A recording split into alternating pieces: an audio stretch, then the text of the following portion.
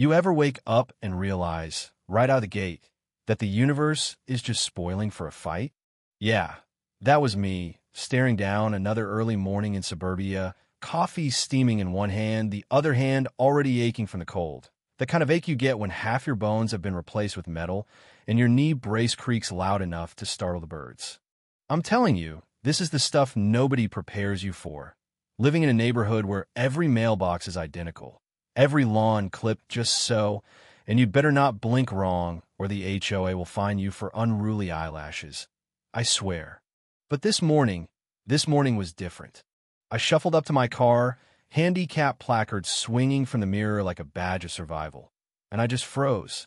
Right there, sitting in my clearly marked blue-striped spot like it was parked on a magazine cover, was a fire engine red Corvette. I mean, that paint job was so shiny it actually hurt my eyes. I just stood there, coffee halfway to my mouth, wondering if I was still dreaming or if karma had just lost my address. It wasn't just any car either. It had that little high school football decal, practically winking at me, and that's when my stomach did a little flip. Because that's Karen's son's car. Yeah, Karen.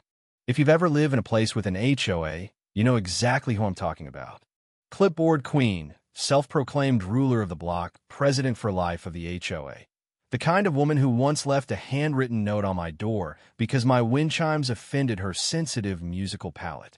She policed recycling bins and measured grass blades, and honestly, I thought she'd run out of hobbies. But no, apparently now she'd set her sights on the disabled parking spot, which, just so we're clear, is the one thing I genuinely need to keep living here. So I did what any reasonable, law-abiding, not yet broken human being would do. Snapped a photo of that Corvette, snapped another of the sign, and left a polite note. Not angry, not dramatic, just a reminder. Please respect accessibility. Some of us actually need these spots. Yeah, I even said please. I was halfway back up the walk, cane in one hand, pride in the other, when I heard it, that voice. Like someone had stepped on a duck, but with more vowels. Excuse me, did you leave this note on my son's car? I swear, I nearly turned to stone. There she was, Karen, arms crossed, so tight her bathrobe looked like body armor, standing in her slippers on the cold pavement. Yes, I did, I said nice and steady. He parked in a handicap spot. She snorted, actually snorted, and waved her hand like she was shooing away a bug. He was only there 5 minutes. You don't own the space. HOA rules don't apply to visitors. I just blinked. Handicap laws apply to everyone, I replied, trying not to let my voice crack. Her face hardened like week-old oatmeal. You really should watch your tone with the HOA board, sweetie, she hissed. We take complaints very seriously. Let me tell you, something about the way she said it made the back of my neck prickle. That night, I found an anonymous note taped to my door. Don't make trouble. This community values harmony. Harmony my foot. That's when I knew I'd crossed into the HOA twilight zone. The next morning, I was jerked awake by the sound of an engine. Loud, show-offy. I pulled back the curtain, and, sure enough, Karen's son, Ryan, was sitting in that same spot, engine roaring, staring right up at my window with a smirk. I mean, how subtle can you get? I made it outside, heart pounding, and there's Karen already out front, hose in hand, watering the hydrangeas, which is HOA code for spying on you through the roses. I called out morning, with that fake smile I reserve for root canals. She answered right back, syrupy sweet. Good morning. Oh, I noticed your little complaint reached the HOA inbox. You must be very dedicated to the rules. I stopped in my tracks. You're the HOA president, Karen. You know parking in a handicap spot without a permit is illegal, right? Not a flicker. Not illegal if it's brief, she purred, and Ryan was visiting me. I could file a complaint against you for harassment, you know. I stared, mouth open. For pointing out a law, she just tapped her temple, whispered, tone. It's all about tone. An hour later, my inbox pinged. Notice of community violation. Subject line all caps, like a ransom note. Apparently, my unauthorized signage, meaning the official, city-issued handicap sign, was under review for compliance. That's when it hit me. Karen wasn't just blowing smoke. She was playing dirty. So I called the HOA office, skipped her entirely. Luis answered. Nice guy. Always sounded 2 seconds from quitting. Yeah, we got a couple complaints from Mrs. Sanders. Karen, about your parking area, he sighed. But she can't remove city signage. You're fine. Good, I replied, trying to keep my voice steady, because I'm not moving it. That night, I saw Ryan and his buddies out there, beer bottles in hand, leaning against the Corvette. One of them pointed at my Handicap placard and howled, Nice sign, dude. That old anger bubbled up inside me. Not the kind that explodes, just that slow, simmering burn that keeps you up at night. By the next morning, I knew what I had to do. If the HOA wasn't going to enforce the rules, maybe Carmen needed a little nudge. The air had that weird, heavy stillness, the kind you feel right before a thunderstorm. Sure enough, the Corvette was back, parked smack in my spot. Karen was out there trimming her rose bushes, more like trimming the air and staring holes in my back. Morning, she called out, fake as ever. You might want to move your trash bins closer to the curb. HOA regulations. I cut her off. You might want to tell your son the law says that's my spot. She laughed, short, sharp, mean. You're becoming quite the complainer. You know that? Not very neighborly. I smiled back, just very observant.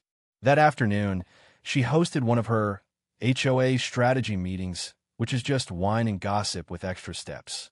That's when I got to work. I called the city's non-emergency line, got a no-nonsense woman named Gina. Yeah, we've had a few calls about that address already. We'll send someone out tomorrow. I hung up, but honestly, a ticket felt hollow. I wanted balance, not revenge, just some sign that the world still made sense. So that evening, I left a little sign at the edge of my spot. Reserved. Illegally parked vehicles will be towed. Not a threat, just a fact. But that night, the Corvette rolled up again, Ryan stumbling out, laughing drunk. They kicked over my sign, one of his friends even spit on it. Karen's porch light flicked on. Boys, keep it down, she yelled, but she sounded more proud than angry. That's when something snapped inside me. If Karen wanted to play queen, then fine. Let her, but the universe was about to even the score. I set my alarm for 5:30 a.m. Stepped out into the dark, flashlight in one hand, phone in the other. The world was so quiet, it felt like I'd broken the silence just by breathing. By sunrise, the Corvette wasn't looking quite so royal anymore. It started with a scream, Karen's, echoing across the block. I limped to the window, coffee in hand, and watched the show. There she was, wild-eyed in her rose-printed robe, standing in the middle of the street while neighbors gathered, phones out, jaws dropped. Ryan's beloved Corvette sat in my spot, but now it was resting on 4 gray cinder blocks. Wheels gone, just a gleaming, humiliated hunk of metal, like someone had put in timeout. I took my time walking out, letting the suspense build. Karen whirled on me the second she saw me. You did this. I shrugged. Did what exactly? She shrieked. Call the police. I did, I replied, calm as you please, about 10 minutes ago. She jabbed her finger at me. You had my son's car vandalized. You're sick. I tilted my head. Well, seeing as your son's been illegally parked for 3 days, maybe the universe got tired of waiting for you to teach him respect. Ryan was pacing, fists in his hair. This is bull. The officer who showed up didn't even let him finish. Whose vehicle is this? He asked, clipboard ready. Karen's hand shot up. My son's. He parked in a handicap spot without a permit. Long, awkward pause.